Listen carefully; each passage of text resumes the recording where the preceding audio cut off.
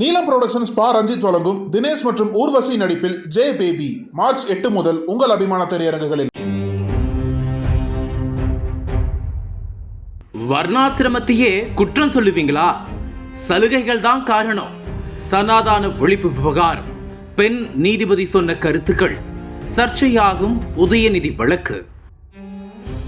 சென்னையில் உள்ள காமராஜர் அரங்கத்தில் தமிழ்நாடு முற்போக்கு எழுத்தாளர் கலைஞர்கள் சங்கத்தின் சார்பில் சனாதன ஒழிப்பு மாநாடு நடைபெற்றது.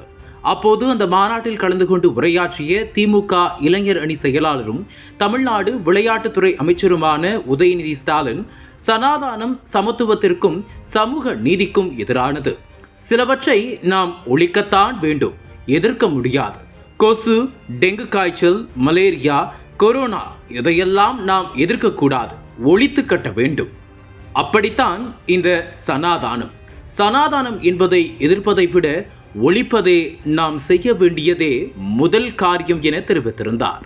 இந்த நிலையில் உதயநிதியின் இந்த பேச்சு நாடு முழுவதும் பெரும் பரபரப்பை ஏற்படுத்திய நிலையில் இதற்கு இந்து மகாசபை உட்பட பல்வேறு மத அமைப்புகளும் பாஜக போன்ற அரசியல் கட்சிகளும் கடும் கண்டனங்களை தெரிவித்து வருகின்றன.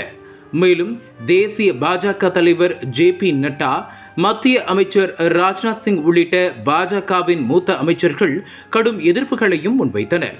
மேலும் அந்த மாநாட்டில் உதயநிதி சொல்லாத இன அழிப்பு என்ற வார்த்தையை சொன்னதாக சொல்லி பாஜகவினர் பலரும் அவதூறு பரப்பி வந்தனர். அது மட்டுமின்றி சனாதானம் குறித்து பேசுவதற்காக தலைநகர் டெல்லி, பீகார் போன்ற மாநில காவல் நிலையங்களில் உதயநிதி ஸ்டாலின் மீது புகார் அளிக்கப்பட்டது. இத்தகைய சூழலில் திமுக MP ராசா, அமைச்சர் சேகர் பாபு ஆகியோரும் சனாதானத்தை ஒழிக்க வேண்டும் என பேசி வருகின்றனர். இந்த நிலையில் இவர்கள் எந்த தகுதியின் அடிப்படையில் பதவியில் நீடிக்கிறார்கள் என விளக்கமளிக்க உத்தரவிடக் கோரி இந்து முன்னணி நிர்வாகிகளின் தரப்பில் சென்னை உயர்நீதிமன்றத்தில் கோ வாரண்டோ வழக்குகள் தாக்கல் செய்யப்பட்டன. இதனிடையே அமைச்சர்கள் உதயநிதி ஸ்டாலின், சேகர் பாபு மற்றும் MP ராசா ஆகியோருக்கு எதிராக பதிவு செய்யப்பட்ட வழக்குகள் நீதிபதி அனிதா சுமந்த் முன்னிலையில் விசாரிக்கப்பட்டு வந்தது. 9 நாட்கள் விசாரணைக்கு பிறகு வழக்குகளின் மீதான தீர்ப்பை தேதி குறிப்பிடாமல் தள்ளி வைக்கப்பட்டது. இந்த நிலையில் கோ வாரண்டோ வழக்கில் அனைத்து தரப்பு வாதங்களும் முடிவடைந்ததை தொடர்ந்து இந்த வழக்கின் தீர்ப்பு கடந்த 6ஆம் தேதி அளிக்கப்பட்டது. அப்போது அந்த தீர்ப்பை வாசித்த நீதிபதி அனிதா சுமந்த், இந்த வழக்கில் எந்தவிதமான உத்தரவும் பிறப்பிக்க முடியாது, இதற்காக அவர்களையும் பதவி நீக்கம் செய்ய முடியாது என்று கூறி வழக்கை தள்ளுபடி செய்தார்.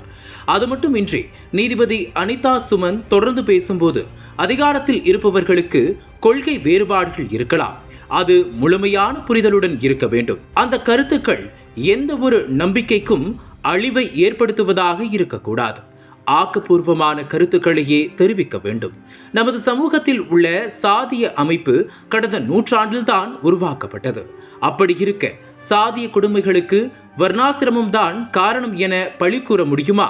வர்ணாசிரமம் பிறப்பின் அடிப்படையில் உருவாக்கப்படவில்லை, செய்யும் தொழிலின் அடிப்படையில் தான் உருவாக்கப்பட்டது. சனாதானம் என்பது அழிவற்ற நிலையான ஒழுங்க நெறிகளை குறிக்கிறது. ஆனால் சனாதானம் பற்றி நீங்கள் பேசிய கருத்து முற்றிலும் தவறானது. மேலும் சனாதன தர்மத்தை தவறாக வர்ணாசிரம தர்மத்துடன் ஒப்பிட்டு பேசியுள்ளதாக குறிப்பிட்டுள்ள நீதிபதி அனிதா சுமந்த், ரிக்வேதம் சொல்லக்கூடிய பழமையான வர்ணாசிரமம் தர்மத்தின் மீது பழி போட முடியாது எனவும் குறிப்பிட்டுள்ளார்.